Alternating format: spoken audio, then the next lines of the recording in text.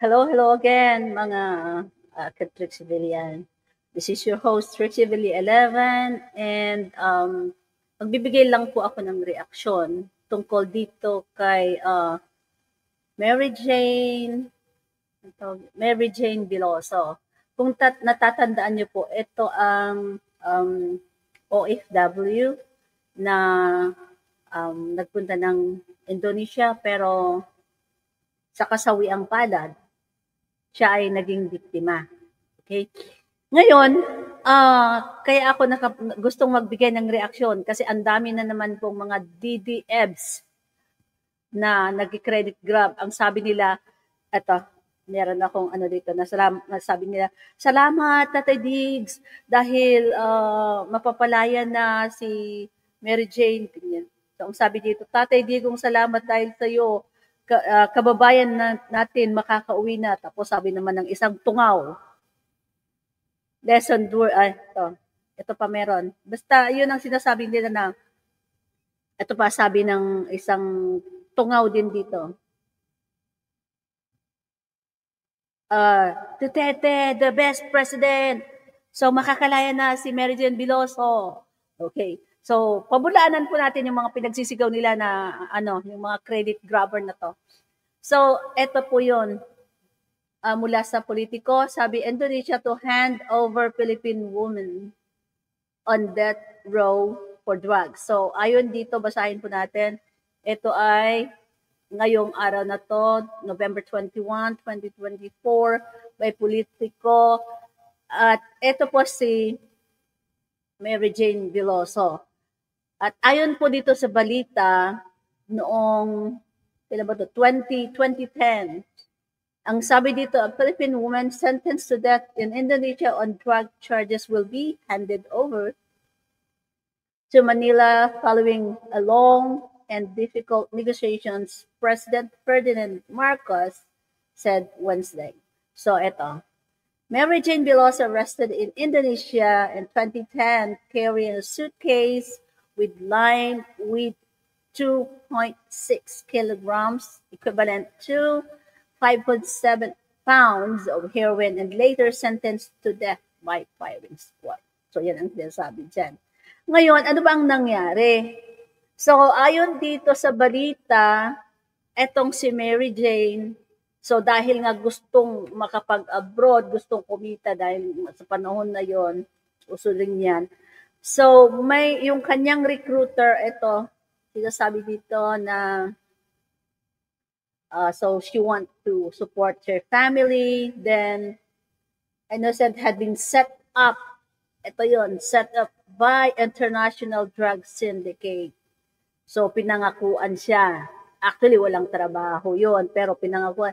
She was duped into signing up for a non-existent job abroad as domestic worker and was not aware of the suitcase her recruiter gave her contained hidden drugs. So the Philippine government won in last minute for Veloso in 2015 after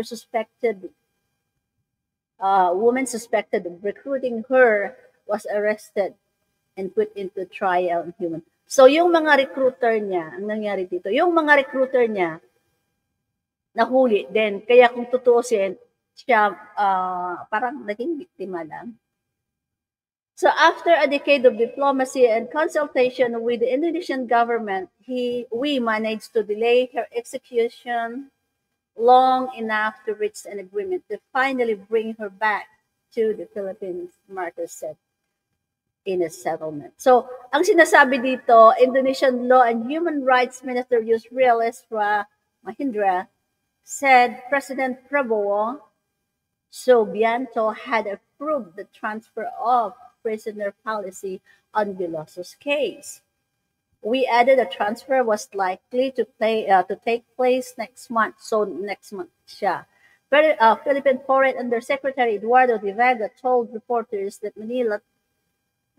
Manila that the aim of government would not be just for her, but the transfer for the president to be able to issue clemency.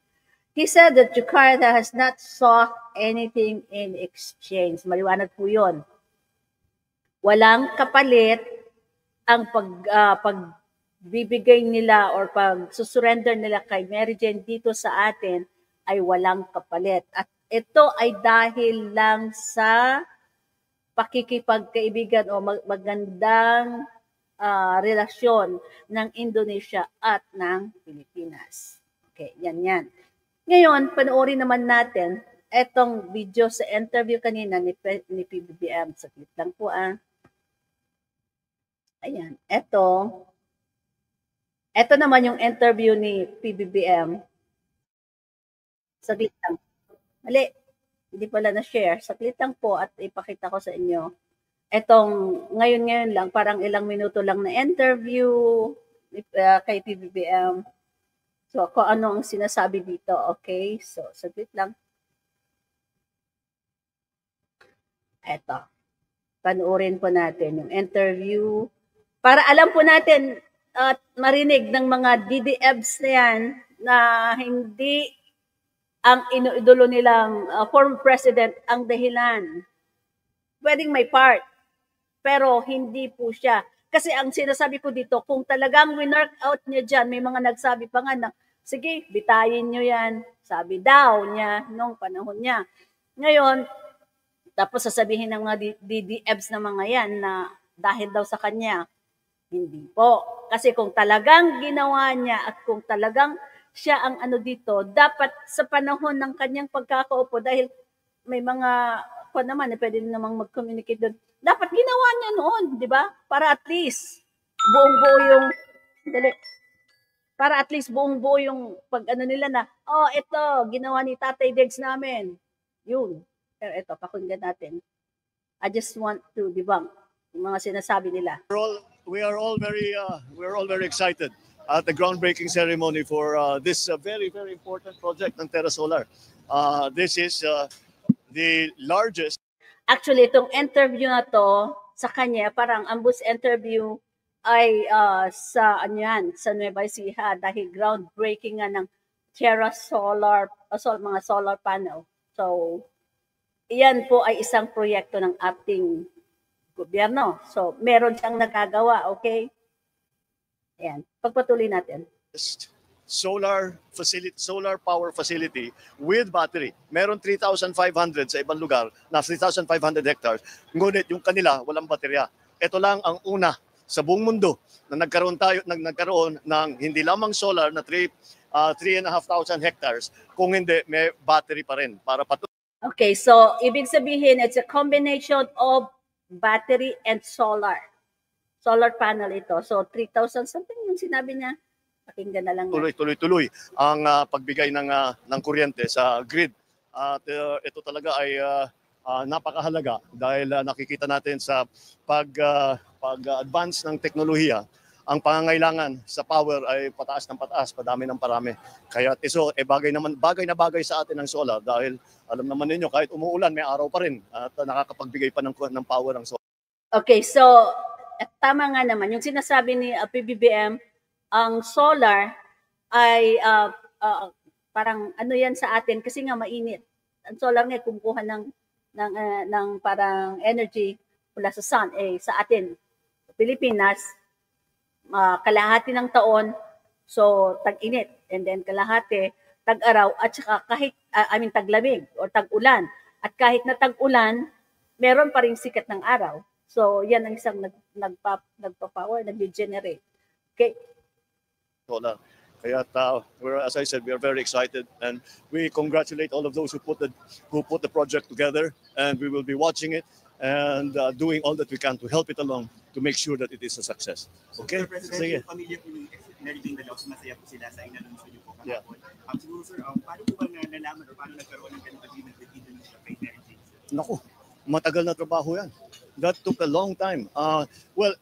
Since I came into office, what we were working on was tanggalin na siya sa death row. Unang-una, to commute her sentence to life. Nung nangyari yun, when we were able to achieve that, we continued to work with them. It was still with the Widodo government at the time, na kung paano, how we will do it para pauwiin. mabuti na lang that our relations with Indonesia, our relations with then President Widodo and all of these people, together with our relations now with the new President, President Prabowo, ay dahil maganda naman ang ating relasyon, nakahanap sila, gumawa sila ng paraan. This is the first time they did this. Gumawa sila. Okay. So ang sinasabi ni PBBM is gumawa sila ng paraan para mapababa yung sentensya niya. Kaya nga ibibigay nila sa atin sa Pilipinas, so surrender nila nang walang kapalit. 'Di ba? So sabi niya matagal na proseso 'yan. And then kung matatandaan ninyo, nung unang biyahe ni PBBM doon sa Indonesia, 'di ba ang mga DDEBs na naman ng mga 'yan, ang sinasabi niya, oh, bakit hindi niya ginawa, bakit hindi kinausap para mapalaya si Mary Jane Veloso, blah, blah, blah. Di ba, ang dami nilang sinasabi noon na ang gusto nilang mangyari, although may inattendan na, nakalimutan ko kung anong, basta nag-attend si PBBM noon. Ngayon, ang gusto nilang mangyari, uunahin ni PBBM yung tungkol dyan sa paglaya ni Mary Jane. Pero, tignan nyo, kahit hindi niya sinasabi, she is working on it quietly and silently. Di ba? Sila ng paraan para, sabi nila, wala naman silang interest na ikulong, wala naman silang interest na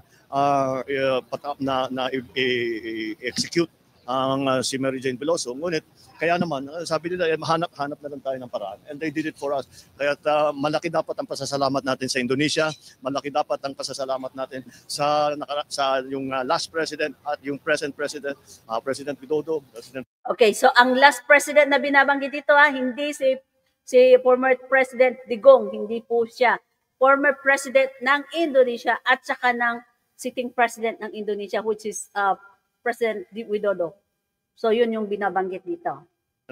Baka mamaya, ano na naman yan, imamali na naman, gagawa na naman ang mga DDFs na yan ng i-splitin na naman nila, sasabihin nila na salamat daw sa former president. Hindi po si Digong yon. Former president ng Indonesia. Ngayon, dahil kung hindi sa kanilang pagsang-ayon, ay hindi natin nagawa ito. But as I said, we have been working on this for all the previous president, hindi lang ako. 10 years na ito. 10 years na ito. Pero ang nagawa natin, napakommute natin ang sentensya niya from death sentence to life imprisonment. Tapos ang nasunod doon ay napauwi na natin. We will have to decide what will happen next. Oh. We will see. Hindi pa maliwanag kung ano ba talaga how this is the first time this has happened. So that everything is on the table. All right. Thank you. Salamat. Okay. So, thank you. Thank you. Maraming salamat. Yan. Okay? So, yan po ang naganap. Okay? So, hanggang sa susunod nating video reaction, this is your host, Trip Sevilla 11. Magandang araw sa inyong lahat. Thank you.